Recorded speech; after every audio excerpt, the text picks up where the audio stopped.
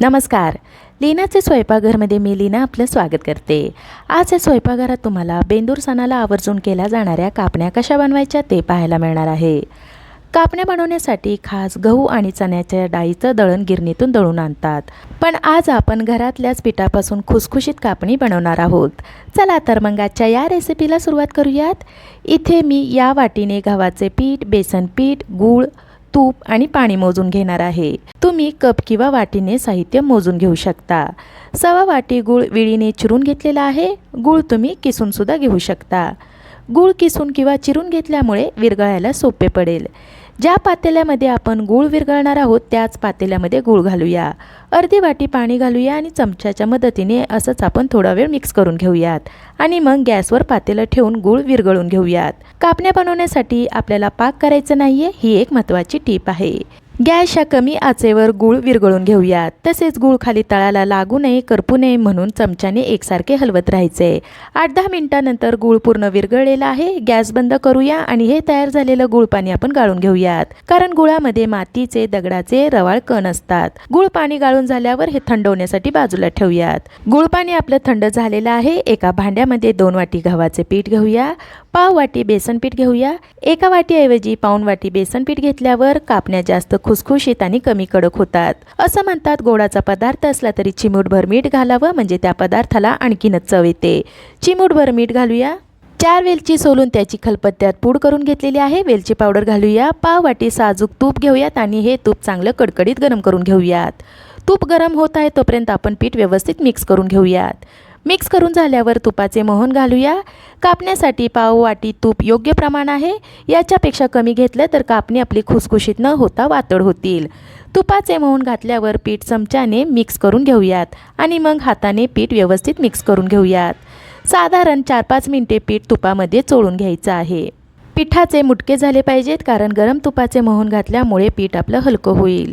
गूळ पाणी कोमट झालेलं आहे. थोडं थोडं पाणी घालून पीठ घट्ट मळून घेऊयात. पीठ मऊ मळलं तर कापणी आपली खूप तेल शोषून घेईल. पीठ कठीण मळून झालेलं आहे. एवढं पीठ आपल्याला कठीण मळून घ्यायचं आहे. गुळाचं एवढं पाणी शिल्लक राहिलेलं आहे. याचा तुम्ही गुळाचा चहा करून पिऊ शकता. याच्यावर आता ताटाचे झाकण न ठेवता स्वच्छ ओला रुमाल करून टाकायचा आहे.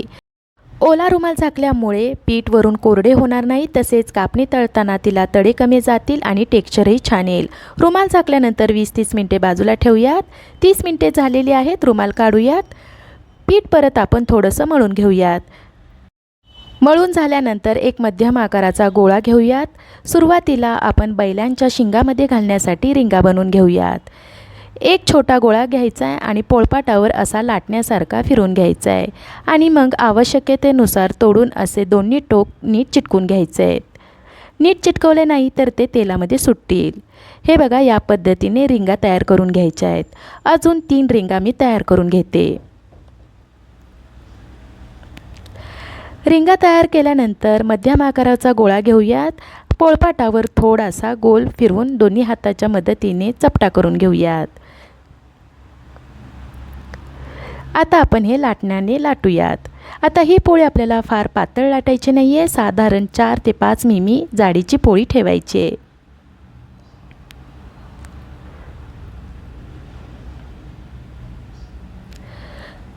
थोडं लाटून झाल्यानंतर आपण खसखस पसरून परत एकदा लाटून घेऊयात.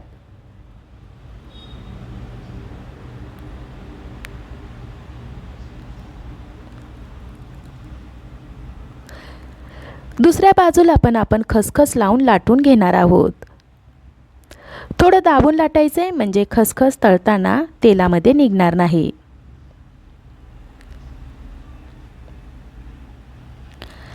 लाटून झालेलं आहे. आता कापण्या आपण डायमंड आकाराच्या करणार असल्यामुळे सुरीने डायमंडचे आकार होतील असे कापून घेऊयात. तुम्हाला चौकोनी आकार हवे असतील तरी तुम्ही कापले तरी चालेल. कापण्या आपल्या कापून झालेल्या आहेत. कापण्या एकमेकांना चिटकतील म्हणून ताटामध्ये पसरून ठेवूयात. कापण्या लाटायला घ्यायच्या अगोदर गॅसच्या मध्यम आचेवर तेल गरम करायला ठेवायचं आहे. तेल तापलं आहे का नाही हे पाहण्यासाठी थोडासा पिठाचा गोळा घालूया. तो पटकन वर आला की तेल आपलं चांगलं गरम झालं आहे असं समजायचं आहे. गॅसची आच कमी करूया. तयार केलेल्या रिंगा आणि कापण्या घालूयात. आपल्याला हे कमी आचेवरच तळून घ्यायचं आहे. गोड पदार्थ आहे, गूळ घातल्यामुळे लवकर तळून तो करपेल आणि मंद आचेवर तळल्यामुळे ते आतपर्यंत खुसखुशीत होतील. 5-6 मिनिटे झाल्यावर अलटून पलटून छान सोनेरी रंग येईपर्यंत तळून घेऊयात. कापणे आपल्या छान मंद आचेवर सोनेरी रंग येईपर्यंत तळून झालेल्या आहेत. चाळणीमध्ये काढूयात. तळल्यानंतर त्या मऊ वाटत असल्या तरी काळजी करायची गरज नाही आहे. पूर्ण थंड झाल्यावरच त्या खुसखुशीत होणार आहेत. याच पद्धतीने सर्व पिठाच्या कापण्या करून तळून घ्यायच्या आहेत. सर्व पिठाच्या आपल्या कापण्या बनवून झालेल्या आहेत. कापणी मी तुम्हाला तोडून दाखवते. अजिबात कडकडीत न होता खुसखुशीत झाली आहे. तयार झालेल्या या कापण्या थंड झाल्यावर हवाबंद डब्यात ठेवा. 15 दिवस सहज टिकतात. अशा गुळाच्या कापण्या तुम्ही नक्की करून बघा, तुम्हाला जरूर आवडेल. मला आशा आहे आजच्या या रेसिपीची तुम्हाला थोडीफार मदत झाली असेल. आजची ही रेसिपी तुम्हाला आवडली असेल तर लीनाचे स्वयंपाकघर यूट्यूब चॅनलला लाईक, शेअर आणि सबस्क्राईब करायला विसरू नका.